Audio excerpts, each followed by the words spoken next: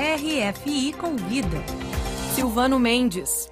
Paris acolhe novamente o Salão Première Vision, Primeira Visão, referência mundial no setor do têxtil, evento onde as empresas do mundo todo se reúnem para conhecer as tendências e fazer negócios que vão resultar no que a população vai vestir daqui a 2 anos ou até mais. O Brasil sempre esteve muito presente nesse evento, o Brasil está entre os 5 maiores produtores mundiais de têxtil. E para falar sobre esse assunto, a RFI convida aqui nos nossos estúdios Fernando Pimentel, presidente da ABIT, Associação Brasileira da Indústria Têxtil e Confecção. Bom dia, Fernando. Muito bom dia. Eu lembro que nós nos encontramos pela primeira vez em 2006, ou seja, há mais de 10 anos, durante um evento em São Paulo, intitulado A Moda Brasileira Brilha, mas não vende. Havia uma espécie de fosso entre a moda muito acessível, mais popular, e quando a clientela queria comprar algo mais sofisticado, preferia as marcas internacionais. Isso mudou? Olha, as marcas internacionais, as marcas referências, elas são planetárias. Então elas têm uma presença que transcende os territórios geográficos delimitados como a gente entende como países. A moda brasileira é uma moda que foi construída para o nosso estándar de vida. E nós conseguimos destacar em diversos segmentos, principalmente aqueles voltados à moda praia, moda fitness, o jeanswear, a malharia. Enfim, o Brasil tem uma indústria muito ampla e diversificada. Agora, começamos a construir marcas que se intitulam, ou se posicionam, melhor dizendo, como numa visão do novo luxo. O novo luxo identificado com a sustentabilidade, com produtos que duram, com produtos que têm características originalmente favoráveis ao meio ambiente. Agora, não construímos realmente marcas como as grandes marcas, mais do que centenárias, europeias principalmente. E, aliás, essas marcas centenárias, essas marcas que estão aí fazendo sucesso há tantos e tantos anos, elas têm origem aqui na Europa, nem tanto nos Estados Unidos, nem no Brasil, países mais novos e com uma outra tradição, com uma outra pegada de consumo.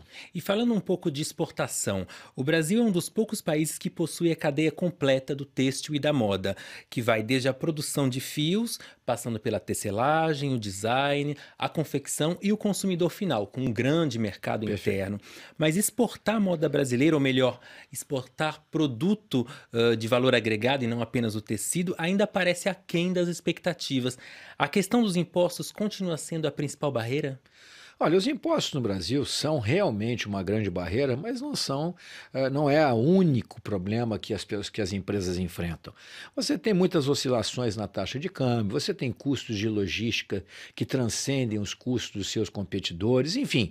O Brasil é um país que precisa realmente ser passado a limpo no sentido de desburocratizar e simplificar o ambiente de negócio. Não significa não ter regras, mas ter poucas e boas regras.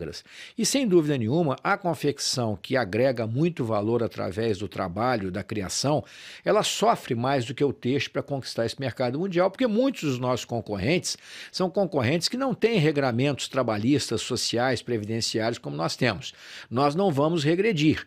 Nós queremos que haja um movimento nesse sentido de ter um compliance internacional muito mais bem definido. Inclusive, eu estive participando anteontem na reunião na OCDE, tratando de guidelines de compliance nessa área, ou seja, temos uma visão muito clara, produtos globais, modos de fabricação cada vez mais globais. Deixando um pouco isso de lado, é evidente que quando você exporta 1 quilo de algodão a $1,50, $1,70, você transforma isso em $3,5, 1 quilo de fio, mas você vai a $30, $35 o quilo da roupa. E quando você vai a alguns nichos mercadológicos, como a da praia, você chega a mais de $100. Então, o Brasil tem que se posicionar também como um grande player mundial. Agora, historicamente, sempre fomos um país produtor-consumidor em larga medida. No entanto, nós temos um programa robusto com a Apex, que é o Programa Tex Brasil, que está aí funcionando há mais de 20 anos e que tem como missão precípua levar os produtos brasileiros, levar os investidores brasileiros ao mundo,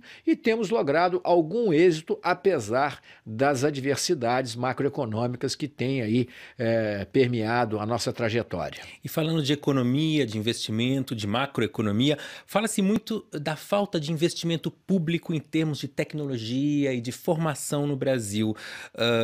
eu já vi algumas entrevistas suas dizendo que era preciso um projeto nacional a longo prazo.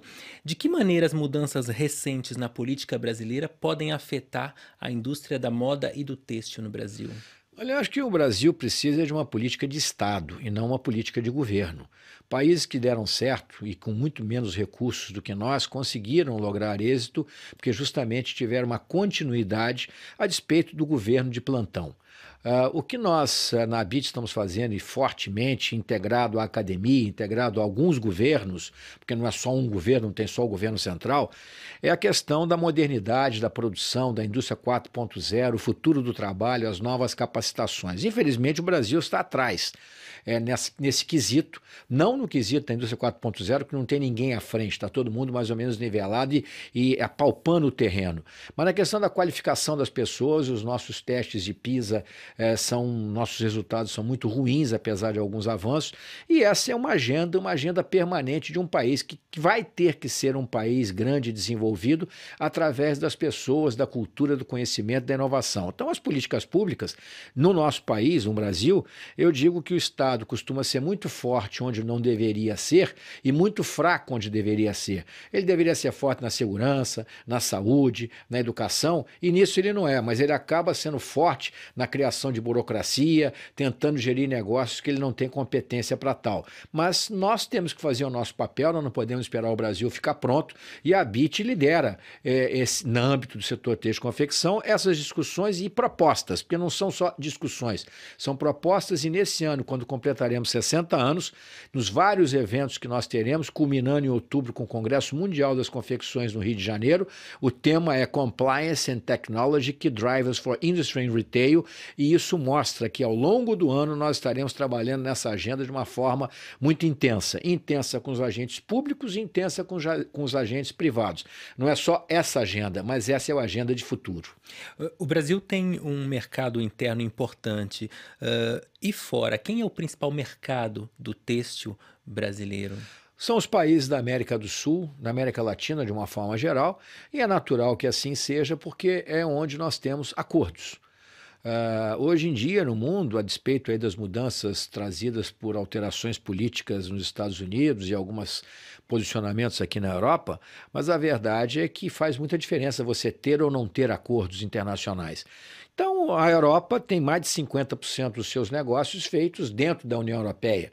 Por quê? Porque tem um acordo que facilita os negócios. E o Brasil tem 65% das suas vendas para os países com os quais eles têm acordo, fundamentalmente na América do Sul.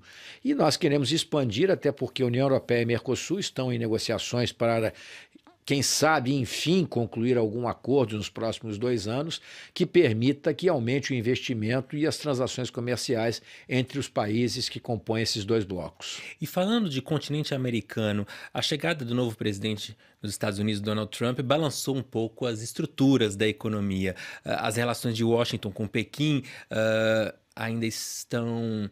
É uma espécie de ponto de interrogação.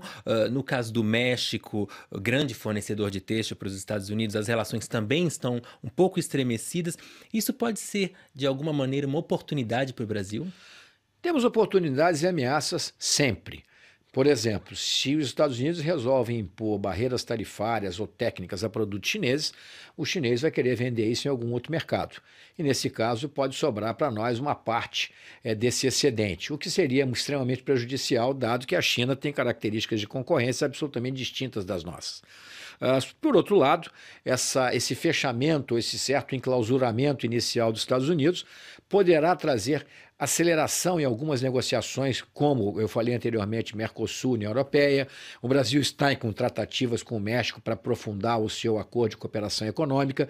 Então, abrem-se oportunidades em setores, em segmentos que estavam mais bloqueados em função dessa posição americana. Por outro lado, dependendo do movimento dos Estados Unidos, que é o maior país do mundo, ainda você pode ter sobras de mercadoria e gerar uma guerra comercial em que ninguém sai ganhando, o mundo perde, e basta ver a literatura do que ocorreu na Grande Depressão para a gente ver o que uma guerra comercial, que pode começar pequena e aparentemente inofensiva, traz para o mundo em termos de recesso e recessão e perda de oportunidades em termos planetários. E a China sempre foi uma espécie de pedra no sapato da indústria têxtil de vários países, inclusive do Brasil.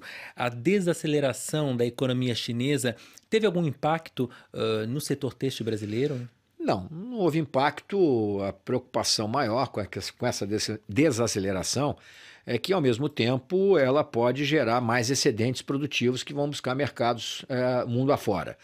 Essa é uma questão que nós estamos acompanhando muito de perto.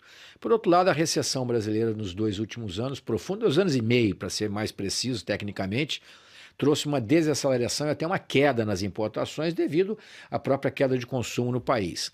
A China está procurando mudar o seu modelo de desenvolvimento. É evidente que não cabe a China vender no mundo o que ela quer vender, mas é sempre um perigo que você tem que estar sempre observando muito de perto, porque são políticas determinadas por um governo que não é totalmente transparente, a despeito de ter profundas relações com o Brasil. Mas pelo lado da desaceleração chinesa, o que pesou mais foi nos produtos que são mais exportados para o Brasil, para aquele país, principalmente os produtos primários, porque esses sim sofreram com dificuldades no crescimento, dificuldades não, pela redução da taxa de crescimento chinesa. Obrigado, Fernando Pimentel, presidente da ABIT, Associação Brasileira da Indústria Têxtil e Confecção, que participou do RFI Convida de hoje. Obrigado pela presença. Muito obrigado, sempre um prazer estar com vocês.